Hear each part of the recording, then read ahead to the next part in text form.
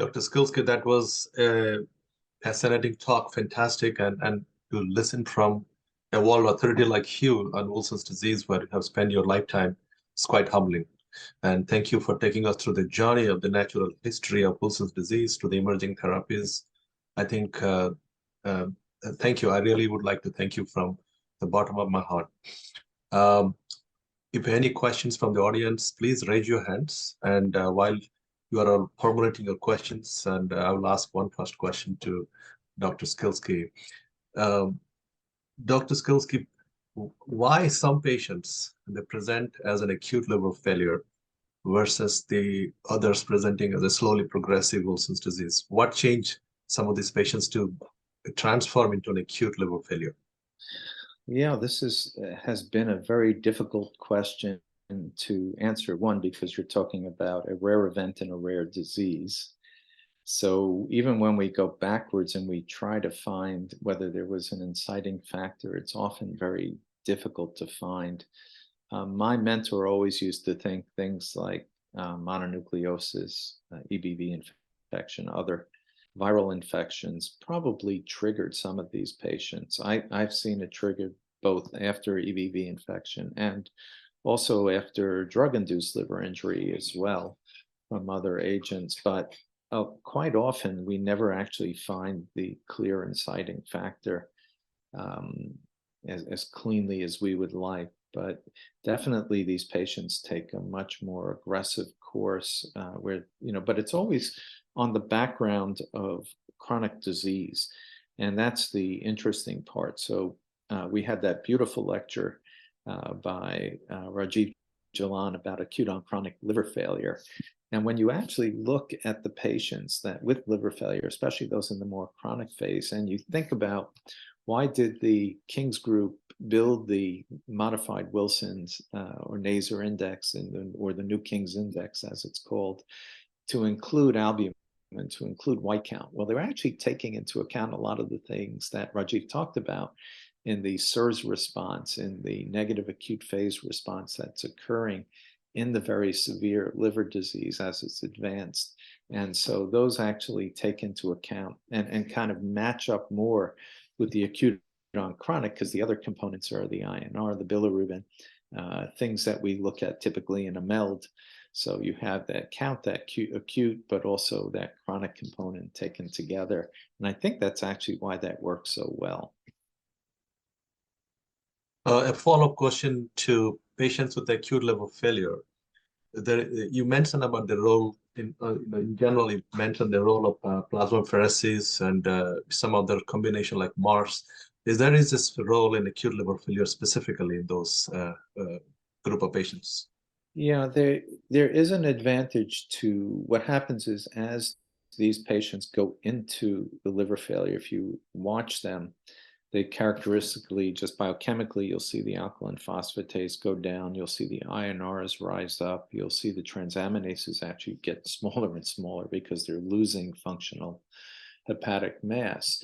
And what happens is you're having this also massive release of copper in the circulation. So what all those interventions, whether it's hemodialysis coupled with pheresis alone, MARS, albumin dialysis, what you want to do is acutely reduce that injurious copper that's in the circulation, and also the heme iron that's released from the injured erythrocytes is also another toxin to the liver. So anything you can do to rapidly reduce that, you actually break the cycle of the hemolysis, and you may eke out a little bit more time for the the liver function, because you're waiting for an organ to become available in some of those cases. And you can use that extra 24, 48, 72 hours while you're waiting to keep working and stabilizing the patient.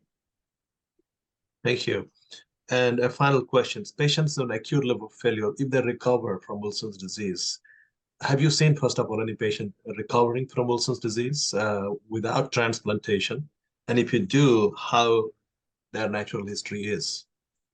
Yeah, so we published patients that have the precursor to acute liver failure, acute liver injury, that about 50% of them may be rescued with medical therapy. I think once you cross over a threshold, and there was some really good series that came out of pediatric groups from India that did very nice work, and you can see the dividing line between those that jumped from liver injury to liver failure. Once they developed the encephalopathy, things tended to go downhill, and I think that just is one more indication of dysfunction of both the hepatocytes as well as the altered circulation that results from the inflammation and changes and scarring that occurs, in that sort of acute on chronic, like liver failure setting that these individuals have. So I think, we try it. Patients that have the true form fruste of the acute liver failure, I've not seen survive without transplant. Although, one could argue the natural history is we don't let the natural history occur. We do tend to transplant those individuals when they get that far, but we do know that we get into, bad soup for some of those individuals when the organs don't become available timely. So that's convinced me that probably the best thing to do in most of those cases, even if you're on the edge and not sure of is maybe to transplant. And I always used to have great discussions with an old colleague, Ben Schneider. He used to say, Mike, you're rescuing somebody that has portal hypertension and problems. And if you rescue medically, they're going to still probably have for a long time portal hypertension and problem. And we had a couple of young patients like that who we were able to rescue them out of the more chronic liver failure. But years later, they had either complications from variceal bleed, bacterial peritonitis, and ended up ultimately transplanted down the line. So, did we help? Did we not help? That's always a debate. Well summarized. I have questions from Dr. Raj Verma. Before Dr. Verma, if you give me a minute, please raise your hands if you have anyone else who want to ask the questions. Also, please introduce yourself. I would first with Dr. Burman, then Dr. Dev Haviri, and then Dr. Khan. Dr. Burma, please. Yes, thank you so much for giving me the opportunity to ask the question. First of all, what a joy and privilege to have Dr. Schilsky himself give a talk, the person who wrote the guidelines. So perfect place to ask the question. And thanks to Dr. Satapathy for arranging this every bi-weekly. We are so privileged and honored to be part of this group. I have, I would say, more of a three-part question. As a general gastroenterologist or a hepatologist, our issue most of the time is with the diagnostic dilemma of making a diagnosis of Wilson's, the disease itself being so rare that very few of us are able to reach the treatment stage for a patient. So first of all, Dr. Schilsky, I would like to thank you for improving the diagnostic algorithm in the new 2022 guidelines compared to the previous guidelines. As to when I was in fellowship a few years ago with liver transplant, there was a category where a patient presenting with liver disease, and if the KF rings were absent, the previous guidelines did not give us any guidance as to if the KF rings are absent and the ceruloplasmin is normal, which flow chart to follow. And the newer guideline with the blue arrows and the red scoring system in the parentheses is very much clear-cut and much improvement over the previous guidelines. So I thank you for that. My three-part question is, first question is, does my patient have Wilson's disease? And I would like to share a small clinical vignette, a 57-year-old patient in whom he had cholestasis, but had a 24-hour urinary copper of 110, and his pre-transplant liver biopsy showed a copper content of 471 microgram per gram, and the Wilson disease mutations were negative. All 300 mutations were checked in the Mayo lab test and it was negative. And post-transplant, also the copper was 485. So one, does this patient, based on the new flow chart, does he have Wilson's disease? The second question is, given the patient has cholestasis, normally I do not know if people check copper in the liver in patients who have cholestasis, whether PBC, PSC, or drug-induced liver disease. So second question is there a threshold or a cutoff above which we can say that yes, this is Wilson's and not just due to cholestasis? And then the third was the same question, whether is there a database or people have a database where they have checked amount of copper in cholestatic diseases? Thank you so much.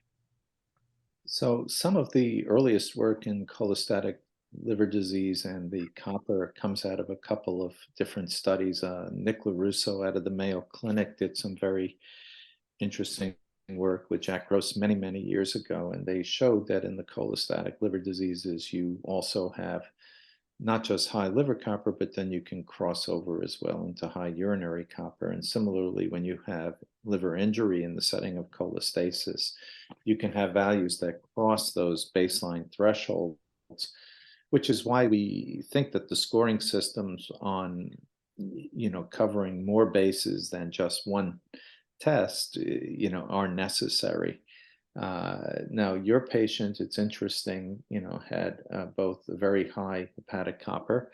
Again, one of the things you actually bring up a really nice point is we do like to get the biopsy because the biopsy helps us look for things like PBC, PSC, because we want to exclude those, definitely. And that's where the histology often comes into play. Now, one other thing that we like to do in these settings is that's where the ultrastructure may help you as well, because in the non-Wilson copper accumulation, both two things. One, you're more likely to see copper binding protein be periportal because you're stacking it up on the kind of the portal excretion area, and less even, or not as distributed in alternate nodules. But then when you get down to the ultrastructural level, you're more likely to see the mitochondrial changes in the Wilson's patients. And that's why I've actually started re-adding in that little snippet of tissue and keep it in glutaraldehyde. So if my studies come back in that sort of in-between state or uncertainty between disease entities, we use the ultrastructure to help tip our hand a little bit as well. But it's not, these are challenging cases when you see that, because it's always a question, especially if you don't get a good history from the family and the patient, how long have they really had the jaundice? So if you've got a very, long-standing PBC, PSC patient, or very long-standing, something that causes loss of your bile ducts, chronically in the chronic rejections and other things, these are people that are going to build up both, the copper and other things that are excreted by the biliary pathway. But you have to kind of use, they're going to most of the time come up with 0 mutations like your patient did. But let me just give a tiny plug for a study being done with my colleague Tomas Sandal and the group in Aarhus University, because they're interested in a lot of these individuals that have 0 or 1 mutation and yet have phenotypic expression. If you go down the rest of the Leipzig score, you're typically able to include those individuals. And in what he's doing is they're doing a deeper dive in the genetics, looking at some of the introns upstream regions, and also doing a deeper dive and looking for some of the variants that are not as well described in the literature. So I think that will be, in the long run, a contribution. We've introduced several different people to their group to try to collect specimens of these challenging patients from around the world, and I'm sure he'd be open to looking at more things as well if people have well-studied cases to share. Thank you. Thank you. Dr. Devabri, your turn. Dr. Schilsky, thank you very much for that fascinating talk, and I hope I'll ask you a few more questions when we meet at the ASLD. But right now I have just 2 comments, and that is, you mentioned, especially in the Western patients, most patients present late in the 2nd decade and probably in the 3rd decade. But I've been, saying this, in India, most of the patients present in the early teens, and some of them with devastating neurological disease, heartbreaking, devastating neurological disease. And many of the patients I see with liver disease are 8, 9, perhaps 10, or just in the early teens. So I think in India, the presentation is very varied and very different. by 15, they really have a very catastrophic and debilitating disease. And the second point I wanted to make was because of various reasons, most of our patients with Wilson's disease are on modest doses of D-penicillamine. For example, 500 milligrams per day or 750 milligrams per day. And they are on this treatment for several years and perhaps a couple of decades. And they do just as fine, even though they continue to have KF ring, which was the same intensity as when they were first diagnosed 20 years ago. But they continue to do fine. They raise their family. The children are fine. So I perhaps always felt that some patients in the Western series tend to overkill their patients with high doses of D-penicillamine, where a smaller dose perhaps would just be fine. So let me address your second comment first. When penicillamine was introduced, and I asked my mentor about this once, he said, well, we used a gram. It seemed to work for patients on average, and kind of that's how we did it. There were never any dose finding studies. Now, there's some early work by Walsh where you can see clearly a dose dependency on urine copper excretion if you look at the same patient. But you're absolutely right. We don't know where that proper point is for individuals. I would maintain probably not still with KF rings, though, because there you're playing with a little bit of fire, and that you probably still indicative of copper that may be in the wrong place, still up in the central system. After many years, that should be dissipated. Otherwise, they're probably eating diets high in copper, as well as maybe missing the penicillamine or not taking it in a way to give best absorption. That's always an interesting dilemma. But how do you choose your dose? I agree with you that there probably are a number of patients that are overtreated versus undertreated, which is part of the reason in the guidance we wanted to try to put in some guardrails for people. Although, again, this is why we're doing more in the registry study to continue to follow patients' natural history on treatment and before, if possible, so that we can understand really what are the safe ranges.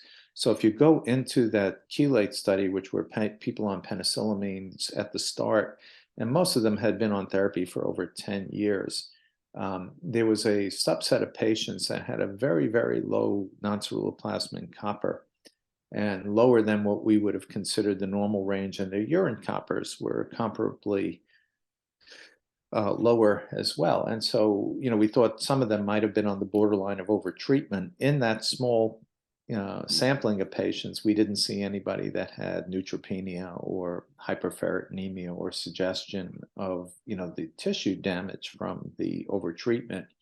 But it is a really, really good point. How much do you really need? And that, that goes to the question of one, what is that margin for safety?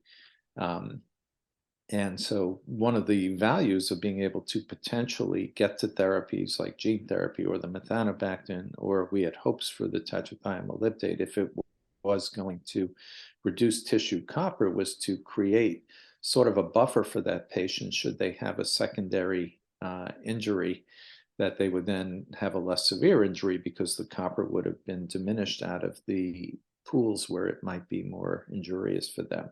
So that was sort of, that. I don't know if you could come back, summarize your first question. I can address that as well. I'm sorry. Yeah, the first question is that most patients in India have devastating disease in the early teens, including neurological as well as liver disease.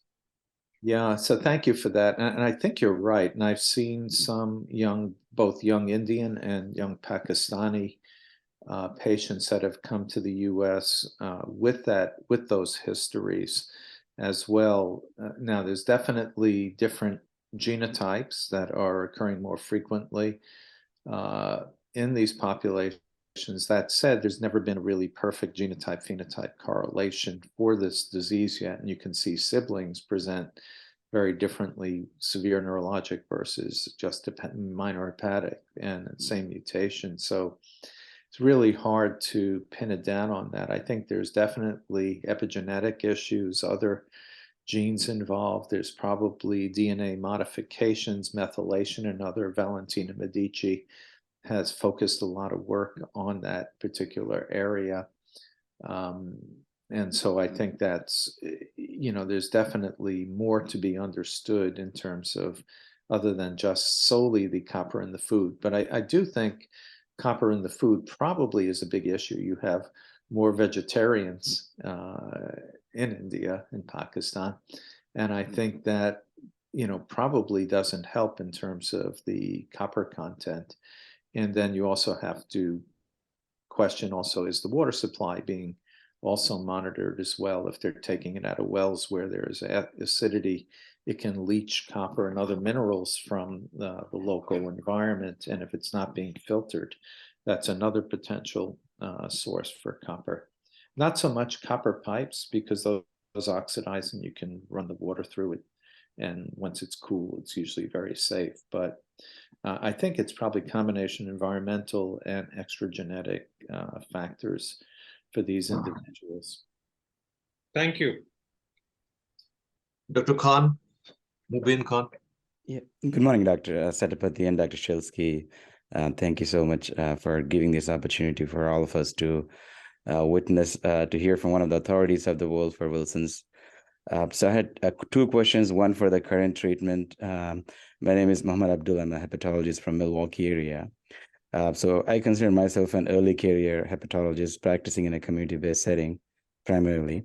For early career, I was fortunate to be involved with a few patients that we worked up and we diagnosed with Wilson's. In fact, we referred to one of them to Northwestern for possible consideration for gene therapy. The question I had for current treatment in one of the patients who had Wilson's disease, who had established, we had a gene panel that was done and that showed heterozygous 2 ATP genes. And even we had a family screen that also showed 1 heterozygous in the brother. So it effectively established the Wilson's, and even the biopsy did prove it. So for the current management, he is on zinc sulfate. One question to you clinically was, do you routinely check fecal copper also to establish, to see the response of the zinc, apart from the urinary copper, to assess the response? And number 2 is, at what point we need to, or we consider to send these patients for potential future treatment strategies when they're stable, in the time frame, at what point it is prudent to plug them in for more centers of excellence for gene therapy or any of those strategies when the patients are really doing well or stable on their current treatments. Thank you. Yeah, so first, congratulations on establishing the diagnosis in these individuals, because as one of my mentor's partner, Dr. Scheinberg, used to say, if you don't think of it, you don't make the diagnosis. So it's important to keep that expanded differential for the patients and then follow it correctly as you did. And I think you clearly identified why we enjoy when we have the capability of adding the genetics to our studies, using them. Years ago, we didn't have that availability, and then it became available only in research labs, and now we have certified laboratories where we can get good studies. But remember, it's not be all and end all. In your case, it was very helpful and made the diagnosis, but if it's negative, you can't absolutely exclude it, and there may be still variants around. But coming back to your question, how do you know your patient is stable?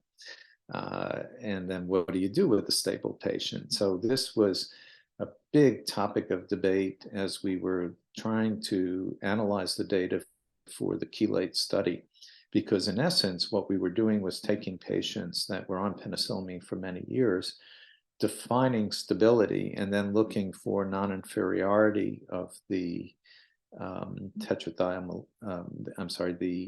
triantine tetrahydrochloride. So we had to look at those individuals and define stability. So stability was looked at clinically using neurologic grading systems. So it was looked at from a liver standpoint. Obviously, MELD score applies more to those with advanced fibrosis, cirrhosis, but we could use the New Wilson Index, just following safety, looking at the aminotransferases, looking at synthetic function, bilirubin clearance, all of those from a liver standpoint. Now, what was surprising, and this speaks to one of the questions that's in the chat box as well, is the urine coppers in that group were all over the place. Now, those were all on treatment urine coppers. So there is a movement, and the British kind of push this a lot. And there's been a publication from Anna Szlankowska's group out of Poland as well, about taking your patient and doing a washout for 48 or 72 hours, and then looking at what their urine copper is in people who are on penicillamine. So it may be helpful in certain cases. I find when I'm worried about super overtreatment, I find that may be very helpful, because anybody you give the chelator to, even if they're partially depleted out of their copper stores, is going to have a higher urine copper than when you don't give the chelator. But the question is, how much is too much? And I think either we can get a better assay using the non-ceruloplasmin copper, which I hope will take the guesswork from the urine part out of it, or we can use that washout perhaps as a surrogate for that, and be able to see what their baseline copper excretions, because that should be proportional to their copper stores. So if your patient meets clinical and biochemical stability, these are individuals that you can then have more options for treatment. And then they can either stay on a low-dose chelator, or they can stay on zinc if they tolerate that very well. But whatever choice of treatment, the key is that it's a lifetime of monitoring. And you have to alert family members, and you have to alert others. You know, we tend to work with several, and one in particular, our homegrown pharmacy that's become a specialty pharmacy out of our Yale group, because they alert us when our patients aren't filling the prescriptions or not calling back for follow-up things. And, you know, we put every, you know, you try to plug those gaps, because that's where you can really make a difference in your patient care. Zinc, you know, the data that came out of the Wilson study a year ago, Karl-Heinz Weiss was the author on that paper, works, but not for everyone. And so they had the highest, you know, degree of failure of patients with liver disease. And this speaks a little bit to Harshat's, you know, question. I put, you know, he puts his patient on some penicillamine, and they do fine. And you know, when you look at the chelation data from Karl-Heinz Weiss, yes, the liver disease did better, but he also had 1/3 of his patients on penicillamine change because of side effects over the course of their lifetime. And so that's a real thing as well. So now, to a degree, there may be some idiosyncrasy to the drug reactions, and some of it could be partially dose dependent as well, in terms of when you hit that overtreatment points.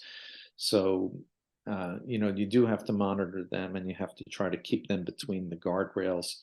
Fortunately, we have probably wider guardrails than we think that we can get away with for a lot of these patients.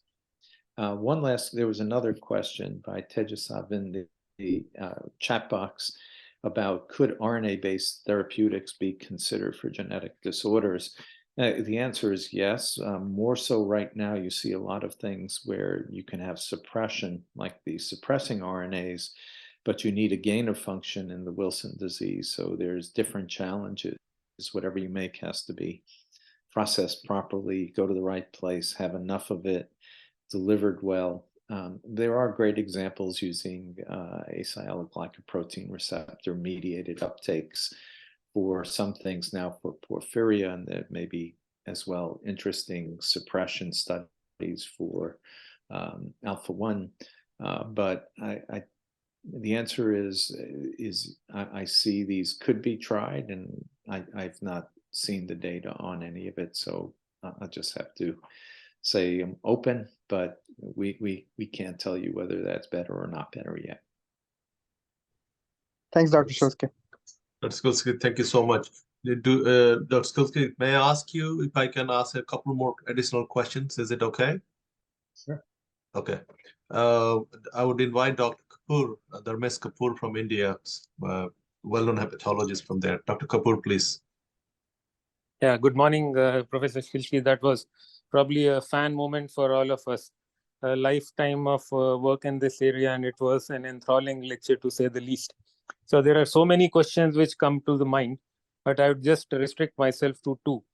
A, in the therapeutics for Wilson's disease, do you see any role of combining D-penicillamine with zinc? Because I see that very commonly in patients who get referred to our center. So even in at the periphery, there are many who would use both the two drugs together. And the second question is that when somebody needs a transplant for Wilson's disease, and I'm sure there are many which have been performed in the US in the pediatric age group, where oftentimes the parents come forward for evaluation to be the donors. What has been the protocol for donor evaluation in this situation? Is it only confined to the microbiologic test, or would you run the genetic test in every such individual? And is there a comparison with donors from yesteryears when the genetics were not available to us? Thank you. Okay, these are great questions. Thank you for them, and thank you for the kind words. To the first one about combination therapy, and I'm guilty of using it. I don't believe the Cochrane study that had a bad outcome with it. I've had the same experience that Fred Ascari and George Brewer had reported in their group. We had presented once as abstract, but we never got to publish it in the paper. In that, in a number of individuals that had very severe disease, we have utilized that, again, two different modalities for reducing copper acutely. In theory, might be better. The difficulty with combination therapies are, again, one of timing for your patient, so that the zinc has to be given a minimum of twice a day. The chelation sometimes can be given as once or twice or more frequently. So each of them has to be separate, because both penicillamine and trientine will bind the zinc. So as long as you temporarily separate and the therapies, they can be helpful. Now, one way of potentially using them outside of rescue, and I've done this in some cases where if there's been economic hardship and they're not normalized their testing on the zinc alone in individuals, they need chelation. We have thrown a little bit of chelation back in, and I kind of liken this to therapy that we do for autoimmune hepatitis, where we use the azathioprine and sometimes a little bit of steroid or none at all, on and off. And so I think of the zinc as that sort of backbone of the therapy, holding some of the absorption down, but the chelation then to pull some of it out of the body separately. So it's worked for a number of those individuals, and I've gotten better results for their aminotransferases. Now, whether that translates into better long-term outcome isn't 100% known. We do see fluctuations in transaminases as an isolated event for people that otherwise would be deemed stable. But if we take a lesson from the autoimmune hepatitis world, those with supernormal ALT, ASTs are the ones that don't have any fibrosis progression. So that perhaps may be a better aim if we can achieve it. So I am a believer in combination therapy, but again, in a thoughtful way, so that we don't make our patients crazy and taking it 6 times or 7 times a day separately, because that just doesn't happen, and it may be counter. We drive a patient away with difficult therapy. The second question you had is a good one about liver transplantation and in choosing living donor candidates for a recipient that has Wilson disease. We know the parents at the minimum are obligate heterozygotes. And so in the past, I really put the parents through the paces biochemically and with a biopsy as well.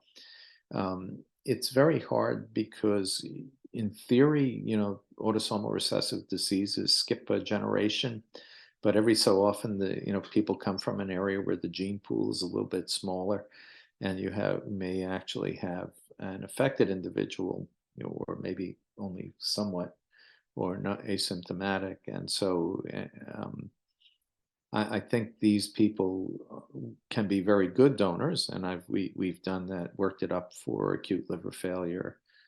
Even when I was back at Columbia, we had a couple of cases where we moved forward and did that, and Mount Sinai before that. But I think that you can't replace the standard biochemical testing. Now, what is a confounder in the recipient often is if they develop some complication that gives them cholestasis. Chronic rejection can do that. CMV disease can give you loss of the bile ductules and things. So in those, you have to be careful of how you interpret what the copper is, and that it's not necessarily a recurrence of the disease. It may be, as I alluded to in the beginning, transplant disease, which is a little different. And there may be other things in the liver that's giving you problem, anything from drugs to infection to arterial injury leading to bile duct strictures and stuff, will then affect the copper in the graft. Thank you so much. My final question from Dr. Jalal, Prasoon Jalal. Dr. Jalal is a hepatologist at Baylor. Dr. Jalal, please. Oh, thank you, Dr. Schilsky. It was a wonderful lecture, and we look forward to your talk again next week. So, it's a lot of questions, but my question to you is post-transplant. Do you have any way obviously when you transplant the liver, hopefully it'll be taken care of, but do you have any protocol to follow both biochemically or, clinically with these patients? So there were some case reports way back when, but they weren't the best ones that came out of the Pritzker group years ago on some of these patients after. And there were some inaccuracies about the copper handling in that. I never gave it too much credence. But if you look at these individuals, the majority of them, it takes a tiny bit of time for the reversal, but things like ceruloplasmin start going up very early. The urine copper will start reducing very significantly. It depends whether you're transplanting a chronic patient or an acute liver failure as to kind of which things turn around fastest. But either way, you can see the physiology makes a big difference, and there are complications that have occurred in a couple that have led to difficulty in interpreting, people that had, for different reasons, cholestatic injury from whether it's from some of the prophylactic meds or such. It's been, in those cases, challenging. And there's only one instance where I've actually recommended a patient had recurrent neurologic symptoms. And so we recommended still using the chelation on top of the transplant, and that was only for a very short temporary period of time. Because the most, if you going back to the time when I spent more time in the laboratory, and once you generate either heterozygous animals or normal, the capacity to handle increased copper by biliary excretion is enormous. And so if you or I were to eat all the high copper foods that we could, nuts and many of the shellfish, liver, mushrooms, quinoa, other grains, lentils and stuff, you could eat tons of that. And assuming you've got either a heterozygous or normal biliary excretion, you will barely ever budge your urine excretion or anything. So you just have such capacity that's restored that you really truly, barring again problems with bile excretion post-transplant, you really restore things very rapidly. And so if you wait over time, Kaiser-Fleischer rings go away most of the time. Neurologic disease can improve unless it has fixed lesions, in which case those in the brain, and those just stay as they are. That's a separate controversial area, whether we should transplant for neurologic disease. I'm not the big proponent of that, because the French study studies never control it for medical therapy. And at least where I am, we are very short of livers. We never have the abundance that we want to give them away when people can sustain themselves very well on medical therapy. So even if there's some end organ damage with excess copper in other areas, you feel like you don't need to continue the chelation therapy or zinc. Yeah, well, there's like I can count on not even fully one hand, the number of times when I've been queried when I actually would say yes to keep treating. It just isn't necessary, 98% of the time. They just get better. They handle it. Thank you. We appreciate it. Thank you, Dr. Schilsky. I think this was a wonderful discussion and engaged audience who stayed even beyond our time. I really would like to thank everyone for joining this very important series in the field of hepatology that we've been doing for the last 3 years. And thank you, Dr. Schilsky, for contributing to this. And those who could not participate today, with Dr. Schilsky's permission, we'll put it on the website, and you can access anytime you want to while you're driving to your job. You listen to this talk and learn more, and share this as well to others. Thank you, Dr. Schilsky, again. Thanks, everyone. Bye-bye now. Thank you. Bye.